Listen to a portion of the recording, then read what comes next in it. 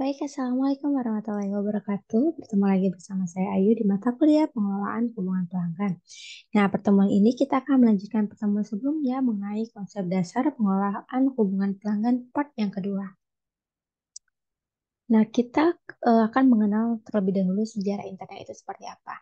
Internet pertama kali dikembangkan pada tahun 1960 oleh Departemen Pertahanan Amerika Serikat sebagai alat untuk berbagi informasi dan data antara komputer militer. Jaringan ini kemudian dikenal sebagai ARPANET dan menjadi cikal bakal internet yang dikenal pada saat ini. Internet mempunyai peran dalam ekonomi global. Nah, internet ini telah mengubah cara bisnis dilakukan di seluruh dunia. Dulu, bisnis harus dilakukan memiliki toko fisik atau kantor yang memasarkan produk atau layanan mereka. Namun, dengan adanya internet, bisnis dapat memasarkan produk atau layanan mereka kepada seluruh dunia melalui situs web dan media sosial. Dampak internet pada masyarakat modern. Internet telah mengubah cara kita berkomunikasi dan berinteraksi satu sama lain. Dulu, orang harus menggunakan telepon atau surat untuk berkomunikasi dengan orang yang jauh. Namun sekarang, orang dapat berbicara dengan orang lain dari seluruh dunia dengan mudah melalui video call ataupun pesan instan. Internet telah mengubah dunia dalam cara yang luar biasa. Dari cara bisnis dilakukan hingga secara kita berkomunikasi, internet telah mengubah hampir semua aspek kehidupan kita. Namun, dengan semua manfaat internet, kita juga harus ingat untuk menggunakan teknologi ini dengan bijak dan bertanggung jawab. Business intelligence adalah proses di mana perusahaan menggunakan strategi dan teknologi untuk menganalisis data yang dihasilkan dari aktivitas perusahaan menjadi informasi yang dapat ditindaklanjuti.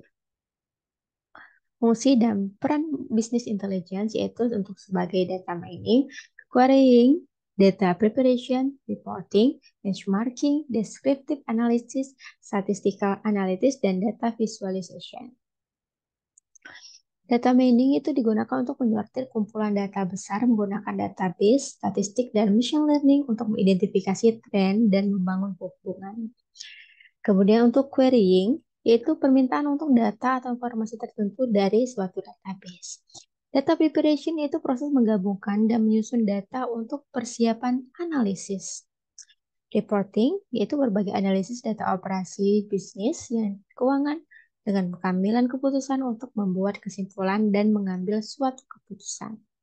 Benchmarking yaitu membandingkan proses bisnis saat ini dan metrik kinerja dengan data historis untuk melacak kinerja terbaik.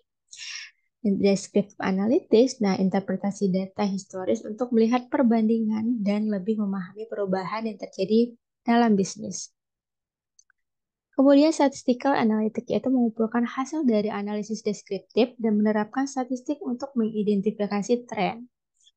Data visualization yaitu menyediakan representasi visual dalam bentuk bagan atau grafik untuk dianalisis data yang lebih mudah. Cara kerja BI dalam bisnis, yaitu secara garis besar, proses BI melibatkan langkah-langkah di bawah ini, seperti integrasi dari berbagai sistem sumber ke dalam data warehouse ataupun data mart. Kemudian persiapan data ke dalam model-model data analitik untuk kebutuhan analisis. Lanjut ke penerapan query analitis terhadap data oleh analisis BI ataupun analisis bisnis profesional. Lanjut ke pembuatan visualisasi data, dashboard, laporan, dan sebagainya untuk menggunakan hasil query. Lanjut ke penggunaan informasi untuk pembuatan keputusan dan perencanaan strategi perusahaan.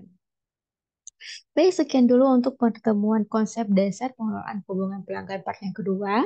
Sampai bertemu minggu depan di pertemuan berikutnya. Wassalamualaikum warahmatullahi wabarakatuh.